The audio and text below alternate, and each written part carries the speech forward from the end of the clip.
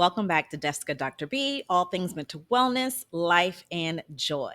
Please make sure to like, comment, and subscribe so that you're aware of every single time that a video is dropped. So, just going to get comfortable and really talk about being our authentic selves in this world of social media and just everything that's going on that we see we see how people look, how people dress, how people act on an unending basis. Whether you are trying to be aware of it or not, it's happening.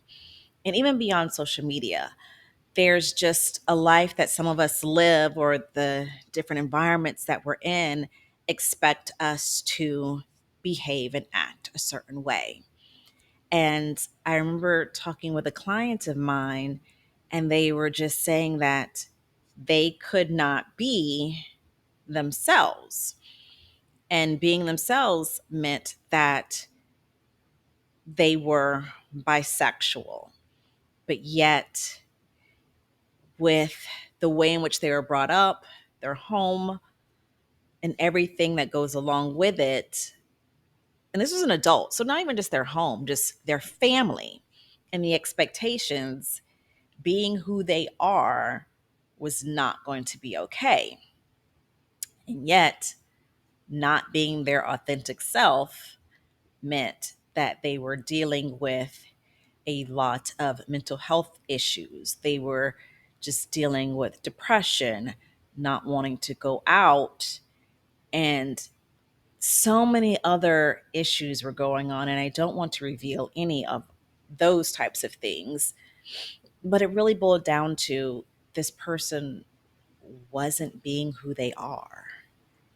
And we all could at some point be that person, whether it's about your sexuality, where you live, the type of jobs that you have, who you do or do not choose to date, how you do or do not dress is being dictated upon the ideals of others or what we perceive others might say that we make our decisions.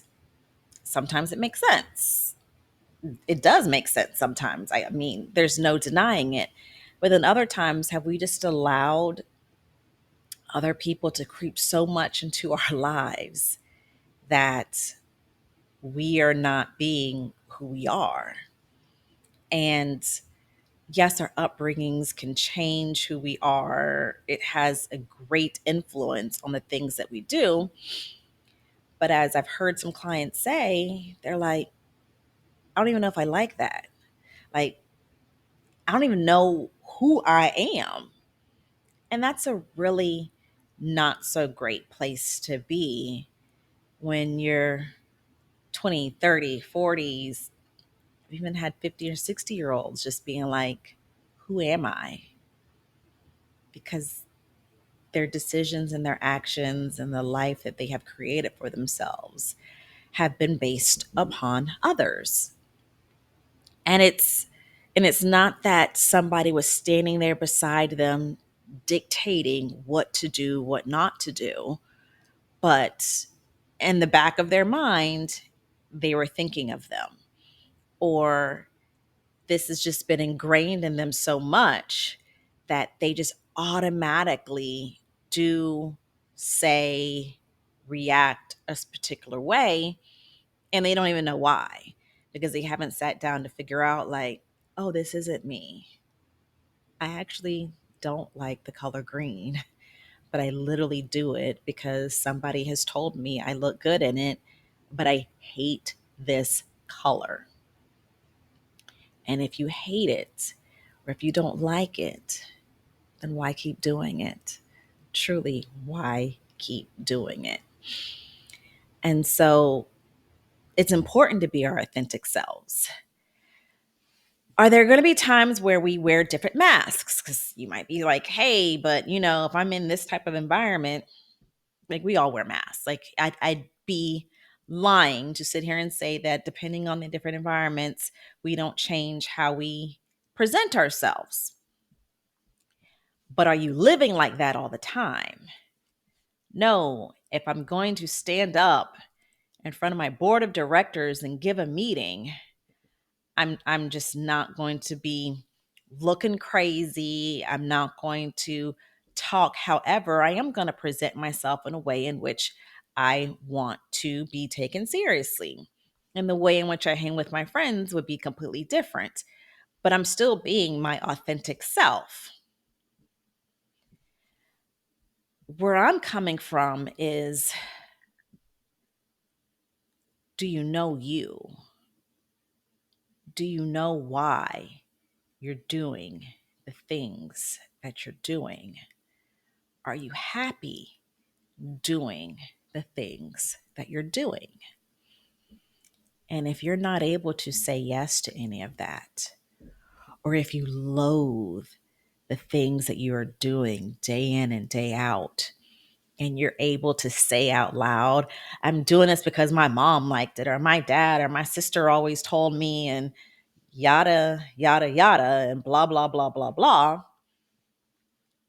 then it's time for some reevaluation to take place and to figure out what's really you. Who are you? What do you like?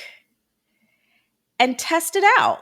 You don't have to completely change, just test it out. Give it a week or two. Try something different to see, do I really like this or do I not like this? Is this me or is this them? Is this something they would do?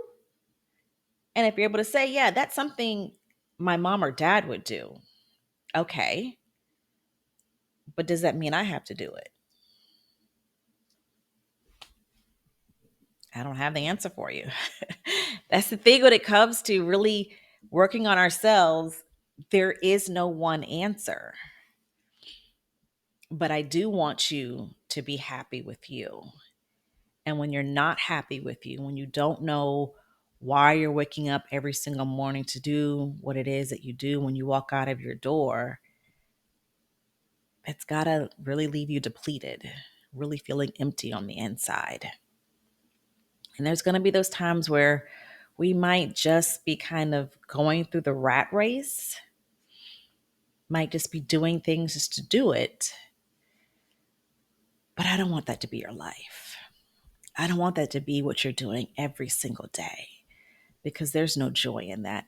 There's no peace. There's no life with that. So I challenge you to sit and think and figure out, who are you? What is it that you like? What is it that you don't like? And as you create this list, or as you internally ponder, where does that take you? Some things in your life might change, some things in your life might not change. Who knows? But wouldn't it be great to at least love what it is that you're doing? At least love the life that you've created for yourself without comparing it to anybody else, without having anybody else's thumbprint on it.